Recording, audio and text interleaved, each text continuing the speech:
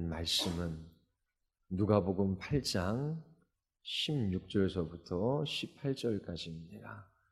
오늘 18절을 중심으로 여러분들에게 말씀을 드리고 다음 주에는 16절과 17절의 말씀을 가지고 어떻게 들을까 스스로 삼가라 여러분들에게 전하겠습니다. 하나님의 말씀을 받으시기를 바랍니다. 누구든지 등불을 켜서 그릇으로 덮거나 평상 아래 두지 아니하고 등경 위에 두나니 이는 들어가는 자들로 그 빛을 보게 하려 함이라. 숨은 것이 장차 드러나지 아니할 것이 없고 감추인 것이 장차 알려지고 나타나지 않을 것이 없느니라. 그러므로 너희가 어떻게 들을까 스스로 삼가라. 누구든지 있는 자는 받겠고 없는 자는 그 있는 줄로 아는 것까지도 빼앗기리라 하시니라. 아멘. 기도하시겠습니다. 거룩하고 은혜와 자비가 무궁하신 하나님, 오늘도 하나님의 이끄심을 따라 예배의 자리에 나왔습니다. 말씀으로 찾아오시며 그 말씀을 사용하셔서 우리 가운데 일하시는 하나님을 갈망하며 오직 하나님의 찾아오심을 바랍니다. 설교자를 통하여 우리에게 말씀하여 주시고 우리의 지성과 우리의 마음 안에 진리의 빛을 비추어 주시옵소서. 참으로 우리의 마음이 새로워져 하나님이 여호와이신 줄을 알게 하여 주시고 날마다 하나님을 기뻐하는 예배자의 삶을 살아가게 하여 주시옵소서. 참으로 하나님께서 우리의 어린 학생들을 붙들어 주셔서 주의 말씀에 온 마음을 기울이게 하시고 저희들이 하나님께 소망을 두며 하나님 한 분으로 인하여 저희들이 이 세상을 이기는 하나님의 자녀들 되게 하여 주시옵소서. 예수 그리스도의 이름으로 기도드리옵나이다. 아멘. 지난주에 예배 시 왜 설교가 그토록 중요한지 여러분들에게 말씀을 드렸습니다. 두 가지 질문에 있대요. 여러분들에게 왜 설교가 그렇게 중요한지 설명했습니다. 첫 번째 질문은 왜 하나님의 말씀이 우리의 신앙과 우리의 예배에 있어 중심이 되어야 하는가? 여러분들에게 말씀을 드렸어요. 두 번째 질문은 우리의 신앙과 우리의 예배에 있어 하나님의 말씀이 그토록 중요하다면 왜 설교의 형태로 말씀을 전하는 것이 그토록 중요한지 여러분들에게 설교했습니다. 첫 번째 질문에 관하여 두 가지 답으로 여러분들에게 말씀을 드렸습니다. 왜 하나님의 말씀이 우리의 신앙, 우리의 삶, 우리의 예배 가운데 중심이 되어야 합니까? 두 가지로 답을 드렸지요. 첫 번째는 하나님께서 말씀으로서 그리고 말씀에 의해 하나님 자신을 나타내셨기 때문입니다. 태초에 말씀이 계셨어요. 그 말씀이 하나님과 함께 계셨지요. 말씀이 육신이 되어 이 세상에 오셨습니다. 바로 예수 그리스도이셔요. 하나님이신 예수님을 말씀으로서 우리에게 계시해 주셨습니다. 그리고 선지자와 사도들을 통하여 하나님과 하나님이 행하신 놀라운 일들을 기록하게 하셨지요. 하나님의 감동으로 기록된 그 성경을 사용하셔서 하나님이 하나님 자신을 우리에게 알리시기로 정하셨습니다. 하나님을 아는 것이 신령입니다. 하나님을 아는 것이 신앙의 본질이에요. 그래서 하나님의 말씀이 우리의 신앙과 삶, 우리의 예배에 있어 중심이 되어야 합니다. 우리의 모든 예배 순서는 하나님의 말씀을 근거로 그렇게 순서 지어졌어요. 특별히 하나님께서 설교자를 사용하셔서 선포되어지고 증거되어지는 하나님의 말씀으로 인하여 하나님께서 하나님을 알게 하십니다. 그래서 하나님의 말씀이 우리의 신앙과 예배에 있어서 중심이 되어야 하는 것입니다. 두 번째, 하나님께서 말씀을 사용하셔서 일하시기 때문이지요. 하나님께서 말씀으로 이 세상을 창조하셨습니다. 예수님께서 말씀으로 바람과 파도를 잠잠케 하셨어요. 말씀으로 예수님께서 병자를 치료하시고 귀신을 내어 쫓으셨지요.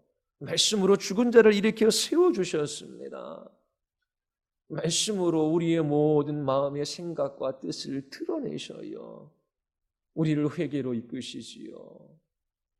그리고 말씀으로 우리의 죄를 용서해 주십니다. 말씀으로 우리에게 새 생명을 주시고 믿음을 주시고 그 말씀을 사용하셔서 하늘의 기쁨과 평안을 우리에게 주셔요. 그 말씀을 사용하셔서 우리의 영혼을 소성케 하시고 우리를 지혜롭게 하십니다.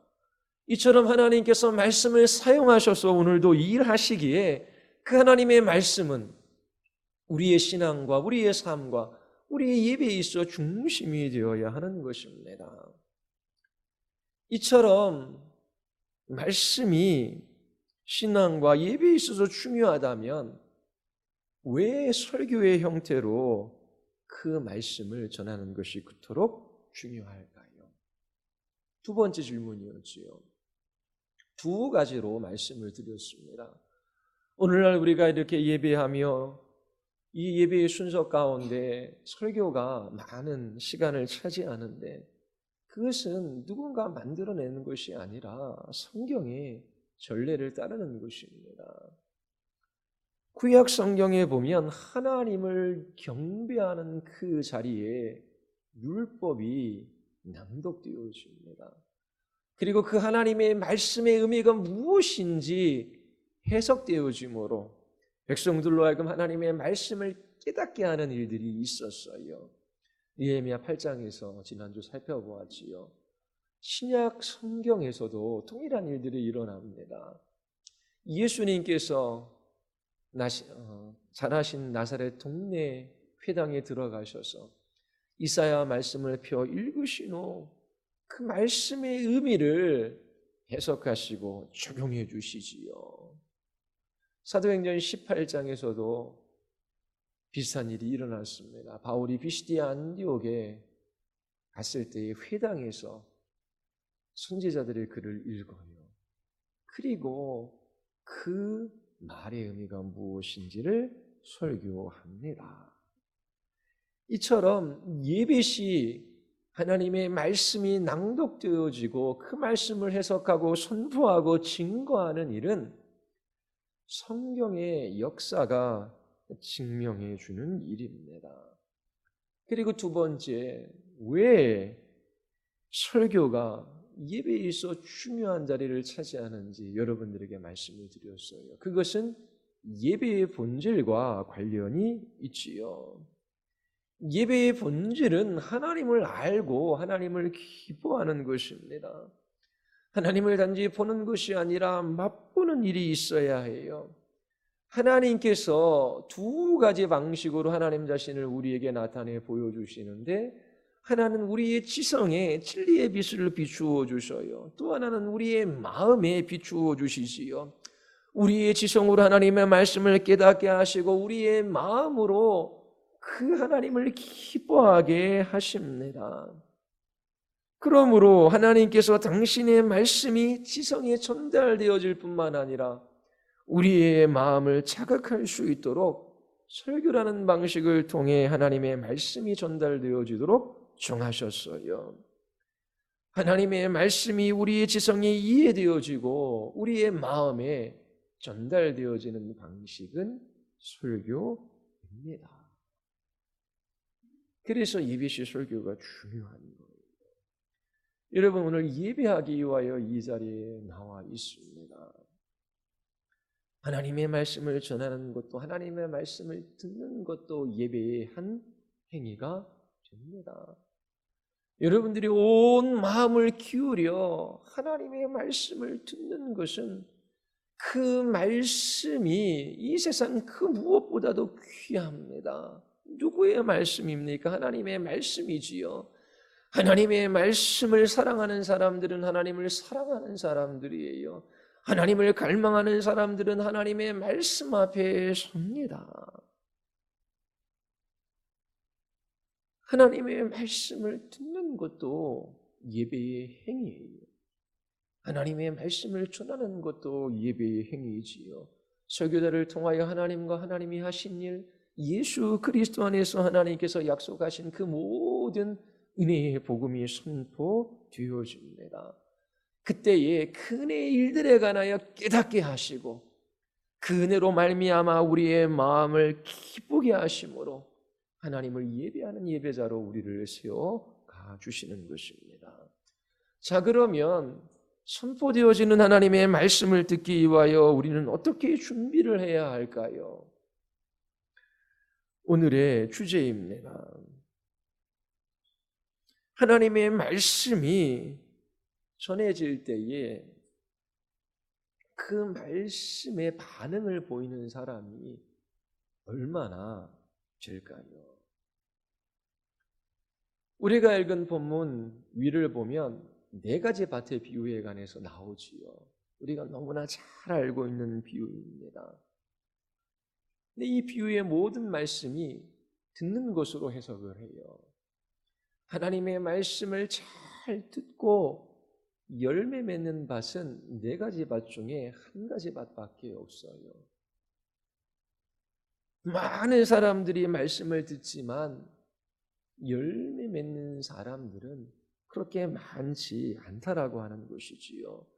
농부가 씨를 뿌리러 밭으로 나갔어요. 어떤 씨는 길가에, 어떤 씨는 돌짝밭에, 어떤 씨는 가시덤불에, 어떤 씨는 좋은 땅에 떨어집니다.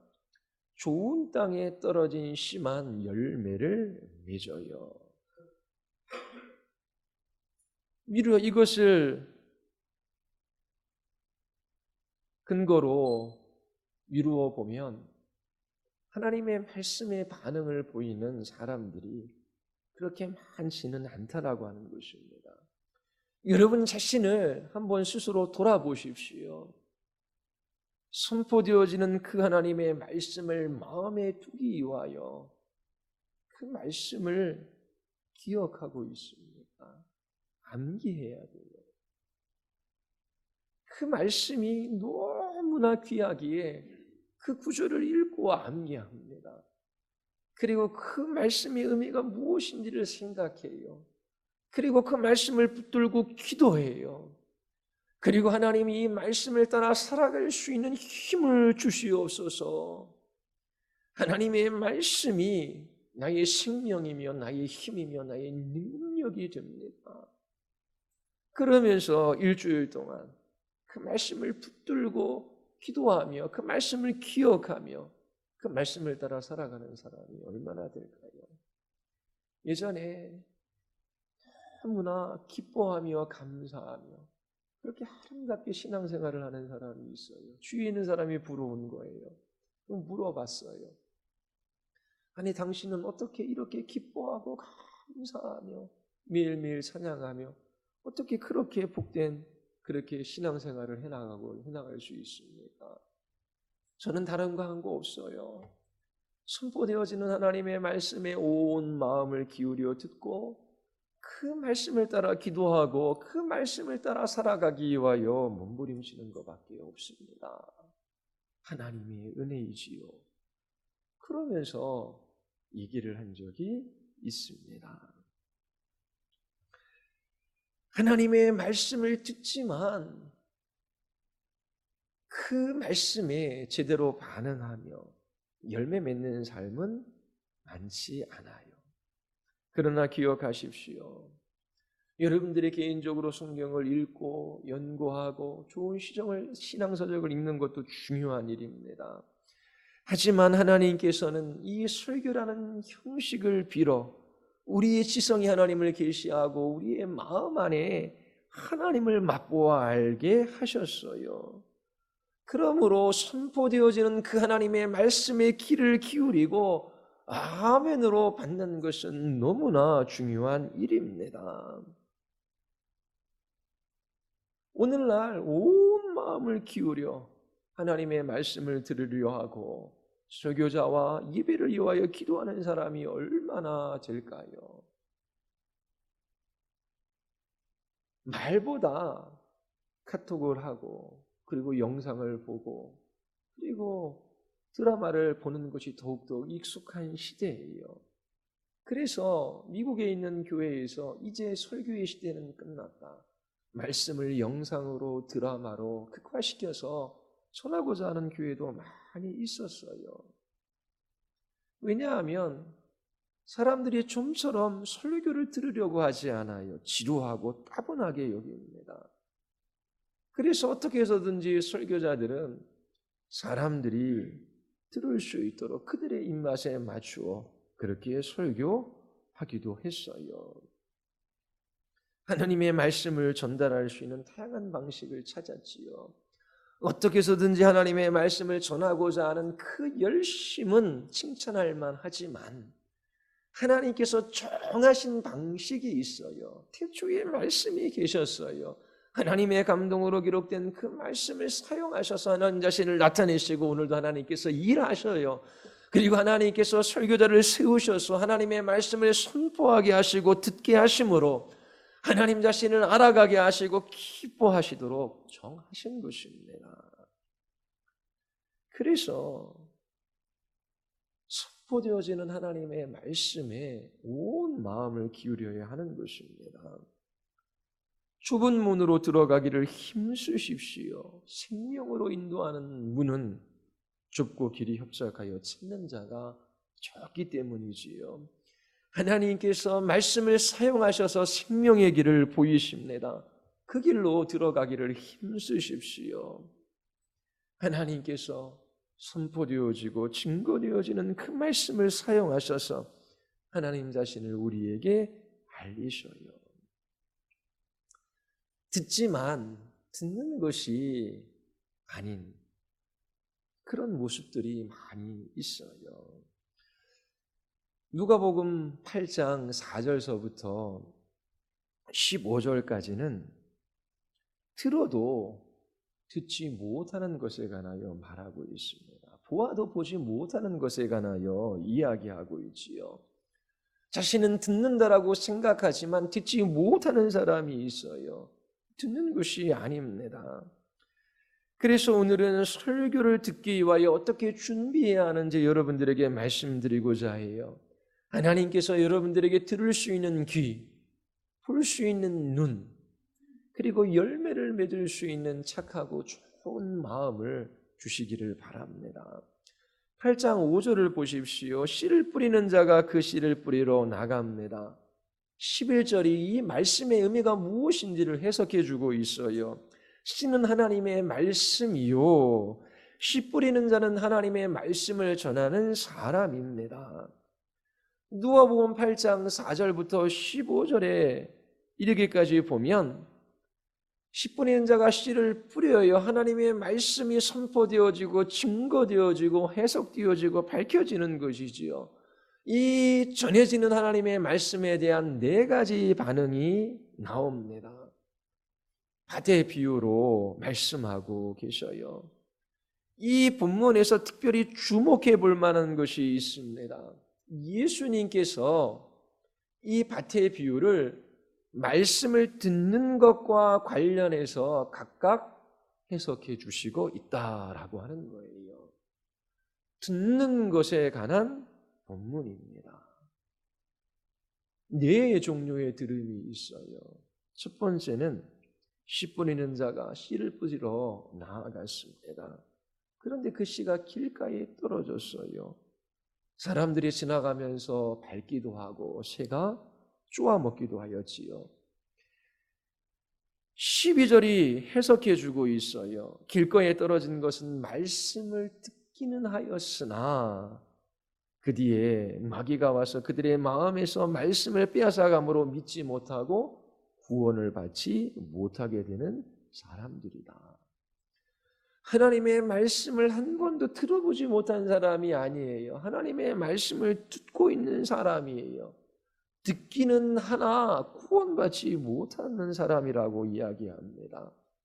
6절에 보면 더러는 돌짝밭에 떨어져요. 싹이 돋다가 물기가 없어서 말라버리지요. 13절이 해석을 해요.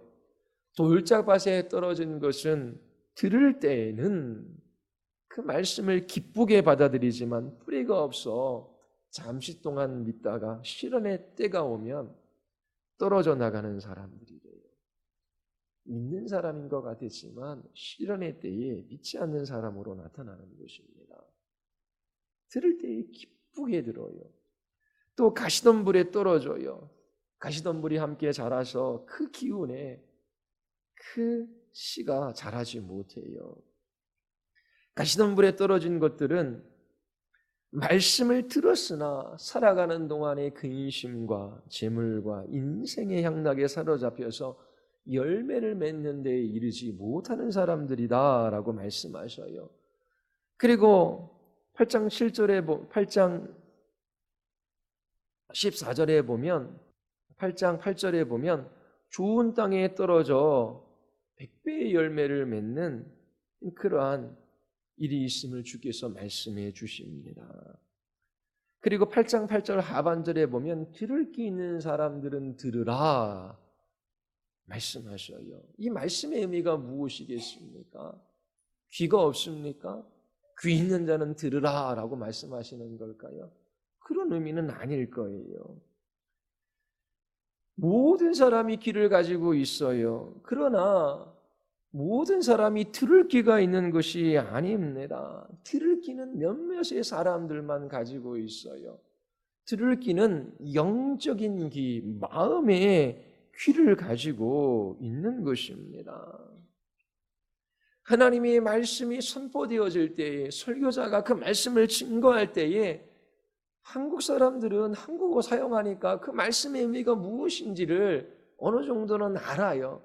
그러나 그 말씀의 실체, 그 말씀이 가리키는 것, 그 하나님의 아름다움과 탁월함과 위대함, 그 진리, 그 능력, 그것을 들을 수 있는 사람들만이 듣고 볼 수 있는 눈이 있는 사람들만이 발견하는 것입니다. 예수님께서 요구하시는 들음은 이런 종류의 들음이에요. 제자들이 예수님께 비유의 뜻을 묻지요. 물어요. 말씀에 대한 사모함이 있는 것입니다. 예수님께서 비유로 말씀하시는 이유가 무엇인지를 제자들에게 먼저 말씀하셔요. 8장 9절에 보면 비유의 뜻을 물으니 10절에서 대답하시지 하나님 나라의 비밀을 아는 것이 너희에게는 허락되었으나 다른 사람에게는 비유로 하나니 이는 그들로 보아도 보지 못하고 들어도 깨닫지 못하게 하려 함이라. 놀랍기도 하고 두렵기도 한 말씀이에요. 10절 상반절에 보면 하나님의 나라의 비밀을 아는 것이 너희들에게는 허락되었다. 제자들에게 말씀하시지요. 예수님께서 택하신 제자들에게 하나님 나라의 비밀을 아는 것이 허락되어졌어요. 그들은 그 비유의 의미를 깨닫고 이해하게 됩니다. 그런데 10절 하반절에 보면 어떤 사람들은 보아도 보지 못하고 들어도 깨닫지 못해요. 비유로 말씀하시는 것은 그들이 들어도 듣지 못하고 들어도 듣지 못하고 보아도 보지 못하게 하려는 것이다 라고 말씀하셔요. 예수님께서 말씀을 전하셔요. 그 말씀을 전할 때에 두 가지 일이 일어나는 것입니다. 그 말씀은 제자들의 지성과 마음에 전달되어져 그들을 구원에 이르게 해요. 하나님 나라의 비밀을 깨닫고 이해하게 돼요. 그런데 한편에서는 예수님께서 말씀을 전하실 때에 그 하나님 나라의 비밀이 감추어지고 그 전하신 말씀으로 인하여 사람들의 마음이 딱딱하게 굳는다라고 하는 것입니다. 예수님께서 비유로 말씀을 전하시는 사역에 두 가지 일들이 일어나는 거예요. 오늘날에도 마찬가지입니다. 하나님의 말씀을 선포했을 때에 어떤 사람들은 그 말씀을 듣고 구원에 이르지만 어떤 사람들은 말씀을 들으면 들을수록 더 완고해지기도 합니다. 하나님께서 이사야 선지자를 부르셔요. 그에게 말씀하셔요. 가서 이 백성에게 전하라. 이사야서 6장 9절이지요. 자, 전하라 하시는데 들어도 깨닫지 못할 것이다. 보아도 알지 못할 것이다. 이 백성의 마음을 둔하게 하며 그들의 귀가 막히고 그들의 눈이 감기게 하라. 그들의 눈으로 보지 못하게 하라. 그들의 귀로 듣지 못하게 하라. 그들의 마음을 깨닫지 못하게 하라. 고침을 받을까 하노라. 자, 이사야 선지자가 하나님의 말씀을 받고 가서 선포하는데 이사야 선지자의 말씀을 들은 이 백성들의 마음이 어떻게 해요? 더욱더 굳어가는 거예요. 둔해져 갑니다.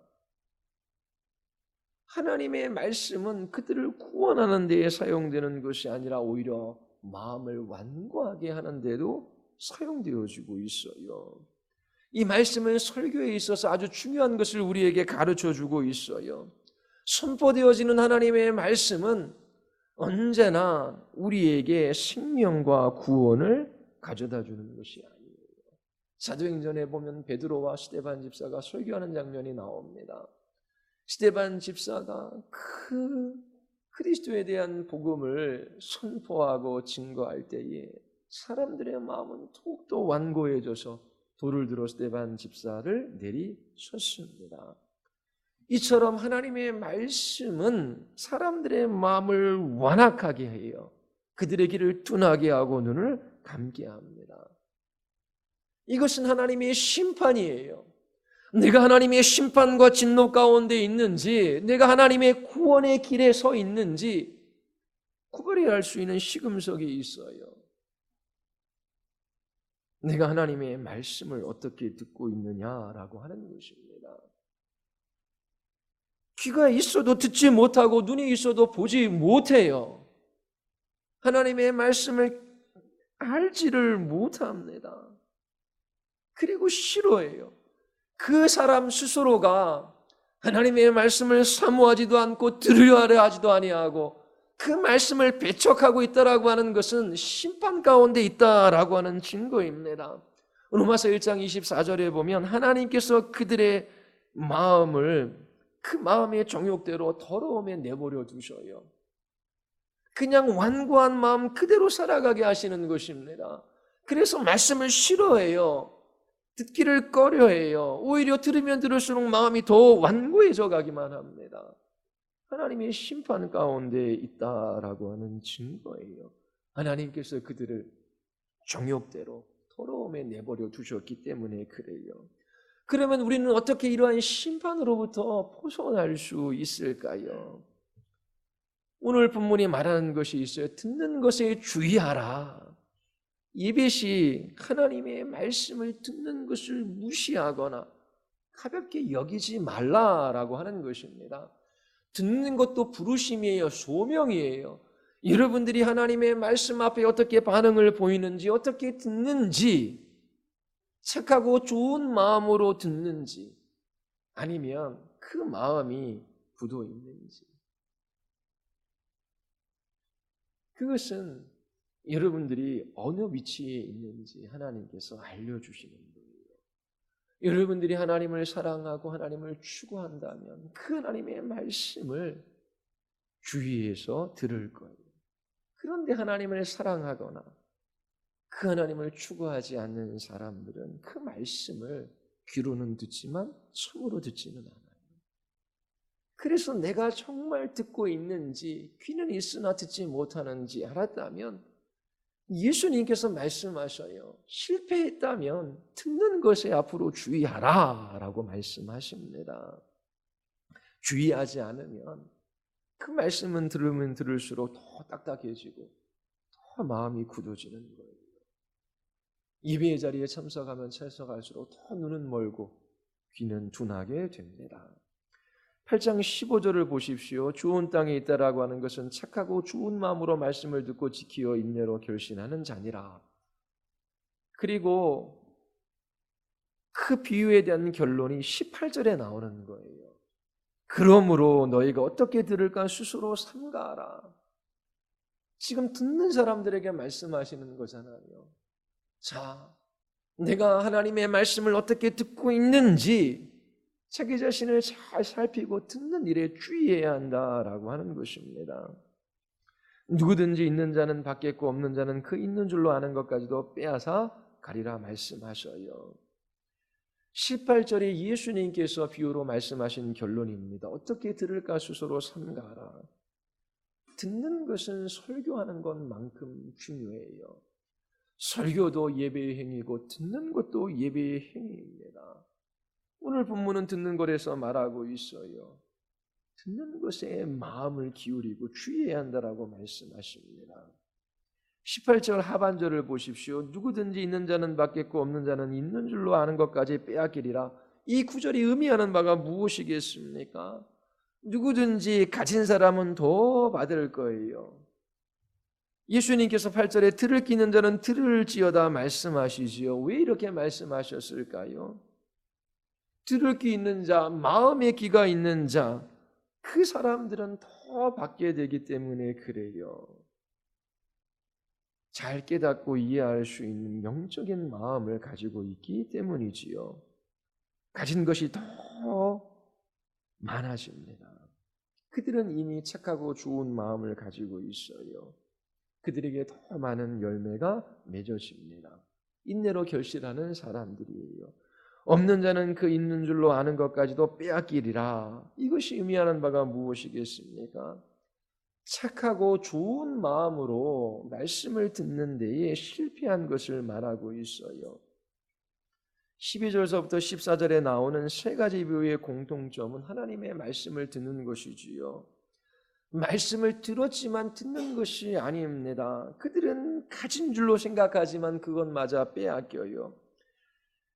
길가에 떨어진 그 씨를 한번 생각해 보십시오. 말씀을 들은 자입니다. 오늘날 했다면 교회에 다니는 사람들이에요. 그리고 빈번하게 예배 자리에 나와요. 나는 하나님의 말씀을 들었어 라고 생각합니다. 나는 말씀을 알고 있어 라고 말해요. 그러나 마귀가 다 빼앗아 갔어요. 말씀을 가지고 있다라고 생각하지만 있는 게 아니에요. 마귀에게 빼앗겨 버린 것입니다. 13절에 보면 돌짝밭에 떨어진 씨, 말씀을 들을 때 기쁨으로 받으나 뿌리가 없어 잠깐 믿다가 시련을 당할 때에 배반하는 자지요. 자, 말씀을 들을 때 막 기쁨으로 받아요. 그러면 믿음이 있는 사람이고 그리고 신앙이 있는 좋은 신자이처럼 생각되어질 수 있어요. 믿음과 기쁨을 가지고 있다라고 스스로 생각해요. 그러나 시련을 당할 때에 믿음과 기쁨을 지속할 수 있는 뿌리가 없어요. 그들의 믿음은 실제적이지가 않아요. 피상적이에요. 시련을 당할 때에 믿음의 발휘가 되지 않습니다. 시련이 없는 때에만 믿는 신자예요. 시련이 다가올 때 그들이 가지고 있다라고 생각하는 믿음과 기쁨은 다 사라져 버립니다. 그리고 8장 14절에 보면 가시떨기에 떨어진 것, 말씀을 들은 자이지요. 이생의 염려와 재물과 향락의 기운이 막혀 결실하지 못하는 자입니다. 이 또한 말씀을 들은 자예요. 그리고 어느 정도 잘하는 것처럼 보이기도 해요. 그러나 삶에 대한 염려, 재물과 이 세상의 즐거움으로 인하여 다 빼앗겨 버리는 것입니다. 그들은 믿음이 있고 구원받았다라고 생각하지만 실제는 아무것도 없는 사람들이 부지런히 말씀을 듣기는 들었지요. 이 세 가지 밭에 무슨 일이 일어났는지 18절에 해석해 주는 거예요. 없는 자는 그 있는 줄로 아는 것까지도 빼앗기리라. 네 번째 밭에는 반대되는 일이 일어납니다. 누구든지 있는 자는 더 많이 받게 될 것이다 라고 말씀하시지요.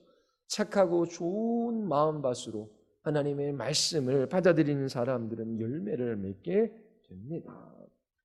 어떻게 들을까 조심해야 합니다. 듣는 것도 매우 중요한 일이에요. 하나님을 향한 예배의 행위입니다. 말씀을 듣도록 부름을 받았어요. 가볍게 여기지 마십시오.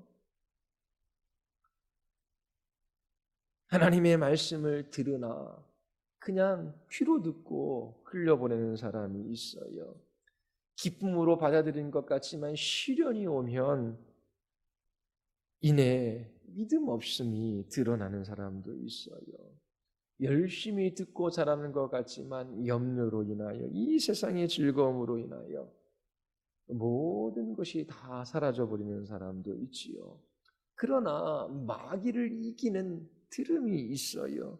시련 가운데 인내하고 이 땅에서의 번영이나 부나 성공을 우습게 여길 수 있는 두름이 있어요. 영원한 생명에 이르게 하는 열매를 맺는 두름이 있습니다. 하나님께서 우리에게 들을 길을 주시도록 기도해야 합니다. 하나님께 구하십시오. 내가 여호와인 줄 아는 마음을 그들에게 주어서 그들을 전심으로 내게 돌아오게 하리니 그들이 내 백성이 되고 나는 그들의 하나님이 되리라. 하나님이 여호와인 줄을 아는 마음을 우리에게 허락하여 주시옵소서. 내 귀를 열어주시고 내 마음을 열어주셔서 주의 말씀을 잘 듣게 하여 주시옵소서. 착하고 좋은 마음밭을 주셔서 구원을 얻게 하시고 인내함으로 열매를 맺게 하여 주시옵소서. 기도해야 돼요. 그리고 예수님께서 말씀하시지요. 어떻게 들을지 삼가 주의하라. 듣는 것으로 부르시는 것입니다. 듣는 것이 중요한 이유는 구원이 여기에 달려있기 때문에 그래요. 열매 맺는 것도 여기에 달려 있습니다. 하나님의 말씀이 전파되어지는 것도 여기에 달려 있어요. 하나님께서 여러분들을 통하여 영광을 받는 것도 이 말씀을 듣는 것과 연결되어져 있습니다. 지난 한 주간 어떻게 여러분들은 사셨습니까? 하나님의 말씀을 듣기 위하여 어떠한 준비를 했습니까? 토요일날 너무나 분주하게 보내면 휴일날 마음을 집중하기가 어려워요. 그리고 아침에 자녀들이나 형제들이나 또 부부간에 사소한 다툼이라도 있다면 그 말씀에 마음을 기울이기가 어렵지요. 하나님의 말씀을 소중히 여기는 사람, 하나님을 사랑하는 사람이지 하나님을 갈망하는 사람은 그 말씀을 듣기 위하여 준비하는 삶을 살아갑니다. 이 예배당에 들어섰을 때에 자리에 앉아서 먼저 기도하십시오. 하나님, 오늘도 하나님 앞에 예배하는 자리에 나왔습니다. 하나님, 더럽고 불결한 나의 마음을 그리스도의 십자가의 보혈로 정결하게 하여 주시고 오늘도 하나님의 말씀을 들을 수 있는 착하고 좋은 마음밭을 허락하여 주시옵소서. 하나님의 말씀의 방망이로 나의 굳은 마음을 깨트려 주시고 부드럽게 하여 주시옵소서. 하나님 찬양과 기도와 설교, 그 예배가 무엇인지 배웠습니다. 그러면서 그 찬양과 기도, 예배, 그 의미가 무엇인지를 기억하며 하나님 앞에 나아가야 하는 것입니다. 하나님께서 들을 길을 주셔서 열매 맺는 삶을 살아갈 수 있게 되기를 바라요. 그리고 예수님께서 여러분들에게 말씀하십니다. 어떻게 들을까 스스로 삼가하라. 여러분들의 의지를 가지고 어떻게 하나님의 말씀을 들을까 여러분들은 고민하며 그렇게 하나님의 말씀이 있는 곳에 나아가 여러분들이 온 마음으로 그 말씀을 받으시기를 바랍니다. 구원이 있어요. 생명을 얻어요. 믿음이 더욱더 견고해져 갑니다. 하나님 나라와 하나님 나라의 기쁨과 평안이 주어져요. 여러분들은 이 땅에 있는 사람들을 하나님의 나라로 인도할 수 있는 빛된 삶을 살아갈 수 있습니다. 하나님께서 잘 듣는 여러분들을 통하여 영광을 받으십니다. 어떻게 들을지 삼가 여러분들이 주의하며 그렇게 하나님의 말씀 앞에 서기를 바랍니다. 우리 기도하시겠습니다. 우리 이 시간 기도할 때에